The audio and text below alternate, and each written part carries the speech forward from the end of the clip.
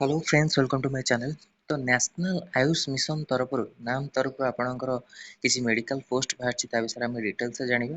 तो वीडियो को शेष पर्यंत देखो। तो चैनल प्रथम थर चैनल को सब्सक्राइब करूँ और ये कंटेंट बेल आइकन को क्लिक करूँ जब समस्त वीडियो नोटिफिकेशन आपण पाखे पहुंच पार।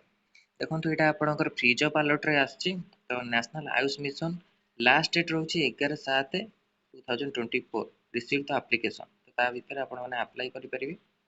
As limit 3/7/2024 age limit not exceeded 40 years तो आपंकर रोचे। आयुर्वेदिक थेरापिस्ट पोस्ट बाहर मेल मान ayurvedic therapist course GNM nurse 3टी पोस्ट बीएससी नर्सिंग जीएनएम करते जो मैंने अप्लाई करेंगे।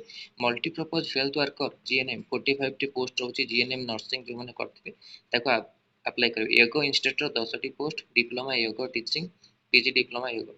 तो आर अप्लाई डेट आप 11 तारीख रोचे। आर पीडीएफ आप टेलीग्राम चैनल शेयर करदेवी एबे आप डाउनलोड होनी। ता सहित जहाँ भी आपणकर जो नोटिस पीडीएफ देइथिली सेतार आपणकर सब विभाग नियुक्ति थिला से प्रूफ टाको आपण माने रखि थांतु जोटा कि आगु को आपणको काम रे आसीबो।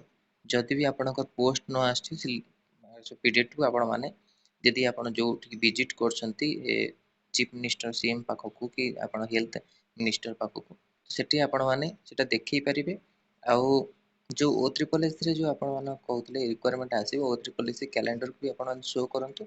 आ से माने देखिए O3 केते कोन रहुची आपणकर वैकेंसी से अनुसार को ऑर्गेनाइजेशन को से वैकेंसी बाहर करिया को देबे सेटा से डिसीजन करबे। तो 13,000 तो पूर्ण करिया पे आपणकर पदवी आसीची।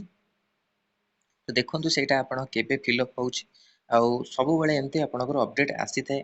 सेटा बड़ कथा नुहे किंतु रिक्वायरमेंट फिलअप टा होउची आपणकर बहुत बड़ कथा। से रिक्वायरमेंट आपण केमिति फिलअप हबो आ केते दिन लागिबो से रिक्वायरमेंट हबाको सेटा तापर डिपेंड करछि। 1,34,000 रु 43,000 आपणकर पदवी पूर्ण हबो जोथि कि आपणकर 28,000 अछि। 28,000 रे हेल्थ जो अछि पोस्ट सेतिरे आपणकर 28,000 पूर्ण होने तादर किछि पोस्ट आपणकर आसीबो जोटा कि सब विभाग रे आपणको रहिबो। जेमति रहिला आपणकर नर्सिंग रहिला ता सहित आपणकर अलगा जो पोस्ट अछि एएनएम पिला मानकर भी आसी पारे। एलटी पोस्ट फार्मासिस्ट रेडियोग्राफर से मानकर भी पोस्ट किछि किछि आसी पारे। सब बहुत किछि आसीबो ना किछि किछि पोस्ट आपणकर आसीबो।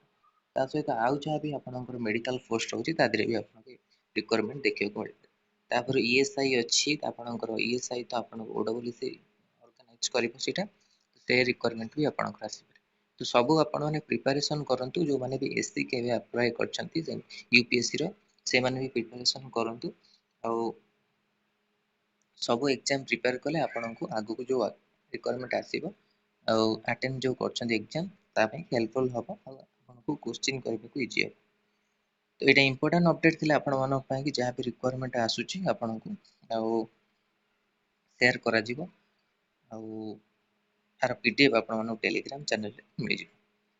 तो ये इंपोर्टेंट अपडेट था आपण मानक पय कि वीडियो भल लागितले लाइक और शेयर करंतु। हम चैनल रे प्रथम थर पय चैनल को सब्सक्राइब करंतु आ एई भली कंटेंट पय बेल आइकन को क्लिक करंतु जति समस्त नोटिफिकेशन आपण पाए पहुंच पाए। धन्यवाद।